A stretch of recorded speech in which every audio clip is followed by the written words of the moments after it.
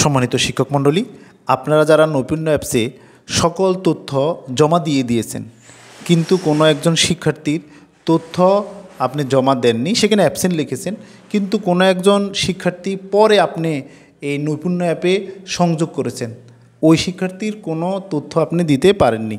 ত্রিভুজ, বৃত্ত, চতুর্ভুজ। তো দেখুন, এখানে লেখা আছে ইতোমধ্যেই আপনার চূড়ান্ত তথ্য সংরক্ষণ করা হয়েছে। তাহলে এই অবস্থায় কীভাবে আপনি সেই শিক্ষার্থীর তথ্য জমা দিবেন? এই শিক্ষার্থী তথ্য জমা দেওয়ার জন্য আপনার পাশে দেখুন, পাশে একটি লেখা আছে পর্যালোচনা করার জন্য অনুরোধ। অর্থাৎ আপনি এখানে এই যে P8 যেগুলো, এই ফিগুলো দেখুন আমরা সব দিয়ে দিছি। এই পাশে যে লেখা রয়েছে পর্যালোচনা করার জন্য অনুরোধ, এটিতে আপনি ক্লিক দিবেন। এটিতে ক্লিক দিলে আপনি যখন এটিতে ক্লিক দিবেন তখন একটা কমেন্টস আপনাকে লিখতে হবে। তো আমি এখানে ক্লিক দিলাম, দেখুন এখানে একটা কমেন্টসের ঘর আসছে। আপনি কেন পর্যালোচনা করতে চান তার কারণ দিন। অর্থাৎ আপনি এখানে একটা কারণ দিতে হবে। তো আমি কারণ হিসেবে মিস্টেক দিলাম, বা আপনি আপনার মতো করে দিলেন, যে কোনো একটি কারণ দিলেন। কারণ দিয়ে এটা কি সাবমিট দিয়ে দিবেন। অর্থাৎ আপনি রিকোয়েস্ট করবেন যে আপনি একটা শিক্ষার্থী তথ্য দিতে পারেননি, এখন শিক্ষার্থী তথ্য আপনি দিতে চাচ্ছেন।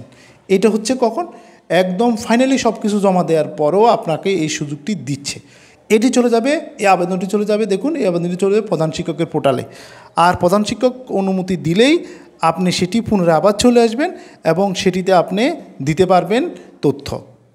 এবং আপনার শিক্ষকের পোর্টালে দেখুন এখানে লেখা আছে ক্লাস 6 এর ফিআইটি পুনরায় মূল্যায়নের অনুরোধ করেছেন, এবং শিক্ষকের নাম লিখে আছেন এবং শাখা কোন বিষয়ে একদম বিস্তারিত লেখা আছেন। তো এখানে প্রধান শিক্ষক যে কাজটি করবেন, আমি জাস্ট এটা আপনাদেরকে দেখাচ্ছি। অনুমতিটা উনি দিবেন, আমি জাস্ট নিয়মটা আপনাদেরকে দেখানোর চেষ্টা করছি। আপনি কি অনুমোদন করতে চান? এই একজন পরিবর্তন করতে চায়, তো যদি প্রধান শিক্ষক মনে করে হ্যাঁ, তিনি হ্যাঁ দিবেন। হ্যাঁ দেওয়ার পরে দেখুন কি আসতেছে, যে অনুমোদনটি সফলভাবে সম্পূর্ণ হয়েছে। ওকে, এবার এই যে দেখছেন হয়ে গেছে। অর্থাৎ এবার আপনি চাইলে আপনার পোর্টালে গিয়ে আবার সেটি মানে ওই শিক্ষার্থীর তথ্য নতুনভাবে ইনপুট দিতে পারবেন।